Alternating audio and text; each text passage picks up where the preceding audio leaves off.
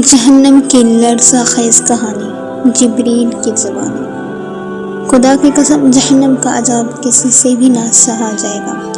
حضرت امام حافظ ابو القاسم سلیمان طبرانی رحمۃ اللہ علیہ نقل کرتے ہیں، ایک بار مدینے کے تاجدار صلی اللہ علیہ وآلہ وسلم کے دربار میں حضرت جبریل علیہ السلام حاضر ہوئے اور عرض کی، یا رسول اللہ صلی اللہ علیہ وآلہ وسلم، اس ذات کی قسم جس نے آپ صلی اللہ علیہ وآلہ وسلم کو نبی برحق بنا کر بھیجا ہے، اگر جہنم کو سوئی کے ناکے کے برابر کھول دیا جائے تو تمام زمین والے اس کی گرمی سے ہلاک ہو جائیں۔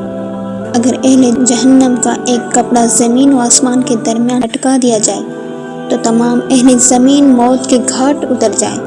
آقا صلی اللہ علیہ وآلہ وسلم، اس ذات کی قسم جس نے آپ صلی اللہ علیہ وآلہ وسلم کو حق کے ساتھ مبعوث فرمایا، اگر جہنم پر مقرر فرشتوں میں سے ایک فرشتہ دنیا والوں کے سامنے ظاہر ہو جائے تو اس کی ہیبت سے تمام اہل زمین مر جائیں۔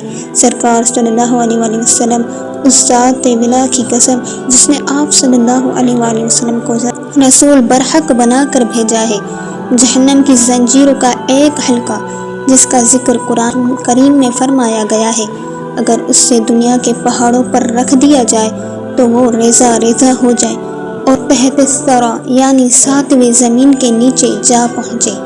سرکار دو عالم صلی اللہ علیہ وآلہ وسلم نے فرمایا، اے جبریل علیہ السلام، بس کرو، اتنا ہی تذکرہ کافی ہے، کہیں ایسا نہ ہو کہ میرا دل پھٹ جائے اور میں وفات پا جاؤں۔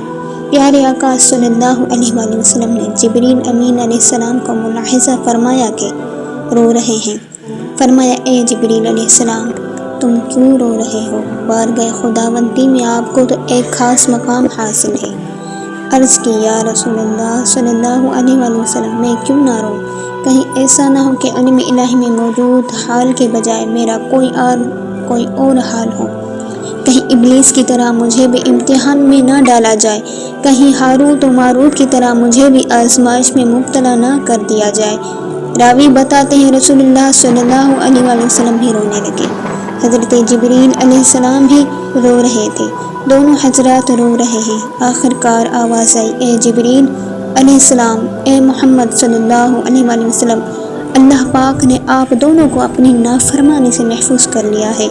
جبریل علیہ السلام آسمانوں کی طرف پرواز کر گئے۔ مدینے کے تاجور صلی اللہ علیہ وآلہ وسلم باہر تشریف لائے۔ بعض انصار صحابہ کرام علیہم رضوان کے قریب سے گزرے جو ہنس اور کھیل رہے تھے۔ فرمایا، تم ہنس رہے ہو اور تمہارے پیچھے جہنم ہے۔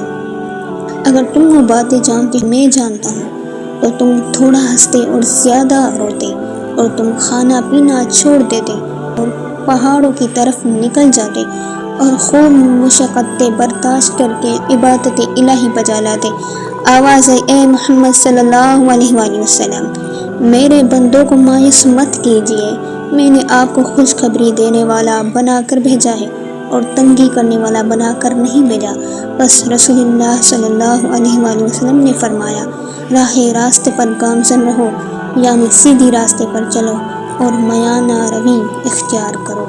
اللہ عز و جل سے دعا ہے کہ اللہ پاک ہمیں عذاب جہنم سے محفوظ فرمائے، آمین یا رب العالمین۔